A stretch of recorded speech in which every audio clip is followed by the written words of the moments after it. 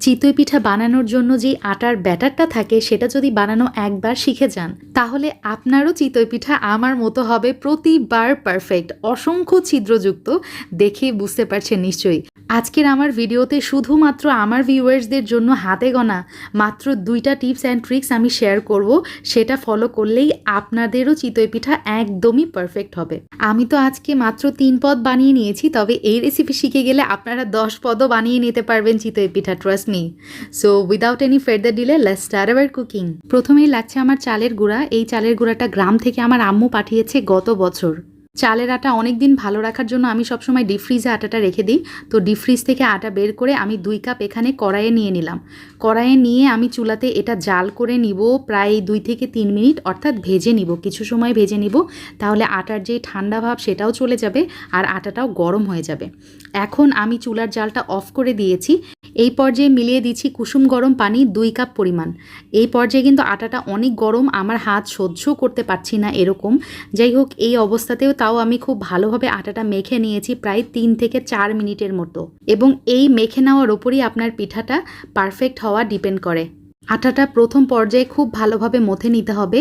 আপনারা চাইলে কিন্তু ব্লেন্ডারেও ব্লেন্ড করে নিতে পারেন। দোকানের কেনা আটা কিংবা বাসায় বানানো আটাও আপনারা ব্যবহার করতে পারেন। ও আরেকটা কথা, আপনাদের আটা যদি ফ্রিজে না থাকে সেক্ষেত্রে কড়াই ভেজে নেওয়ার স্টেপটা কিন্তু স্কিপ করতে পারেন। আর সেক্ষেত্রে ওই নর্মাল আটার মধ্যে গরম, একদম বলকোঠা গরম পানি অ্যাড করতে হবে কিন্তু। সামান্য একটু লবণ মিলিয়ে দিলাম। এখন আমি এই আটার ব্যাটারটা রেস্টে রাখবো 30 মিনিটের জন্য। 30 মিনিট পর ব্যাটার আমি চেক করার পর আমার কাছে মনে হয়েছে ঘন হয়ে গেছে ব্যাটারটা। সেই জন্য আমি আবারও 1/4 কাপ এখানে গরম পানি ব্যবহার করেছি। সব মিলিয়ে এখানে আমার প্রায় 3 কাপের বেশি গরম পানি ব্যবহার করা হয়ে গেছে অলরেডি। যাই হোক, একটা বাটিতে আমি পানির মধ্যে লবণ দিয়ে নিলাম আর একটা কাপড় আমি ভিজিয়ে নিচ্ছি। এই কাপড়টা দিয়ে আমি লোহার কড়াই মুছে নিব এবং এই কড়াইটাতেই কিন্তু আমি আজকে পিঠা আপনাদেরকে বানিয়ে দেখাবো। তবে আপনারা মাটির যেই খোলা সেটাতেও মানে বানিয়ে নিতে পারেন, সেক্ষেত্রে সেম কাজটাই করবেন। পিঠা দেওয়ার আগে অবশ্যই ওই কাপড়টা দিয়ে একটু মুছে নেবেন। আলহামদুলিল্লাহ, এটা আমার প্রথম পিঠা, তবে এটা এতটা পারফেক্ট হয়নি। ইনশাল্লাহ নেক্সট থেকে আরও পারফেক্ট হবে আশা করি। আর এই যে দেখতে পাচ্ছেন আমি আবারও কিন্তু কড়াইটা মুছে নিয়েছি। এই কাজটা করলে যেটা হয়, আপনার পিঠাটা খুব দ্রুত সুন্দরভাবে উঠে যায়। পিঠার নিচে কিন্তু কালো হয় না, পুড়ে যায় না। আমার দাদিমাও করতো, ছোটোবেলায় দেখতাম, তো আমিও সেম স্টেপটাই ফলো করছি। যাই হোক, আমার সেকেন্ড পিঠাটা দেখতে পাচ্ছেন, ফার্স্ট পিঠার থেকে সেকেন্ড পিঠাটা কিন্তু লট বেটার হয়েছে। অ্যান্ড থার্ড আপনাদেরকে দেখায় আমি নিজেও অবাক হয়ে গিয়েছি আলহামদুলিল্লাহ। থার্ড পিঠা থেকে আস্তে আস্তে আমার পারফেক্ট হওয়া শুরু হয়েছে আলহামদুলিল্লাহ। এতটা ছিদ্র হয়েছে, অসংখ্য ছিদ্রযুক্ত আর নরম তুলতুলে।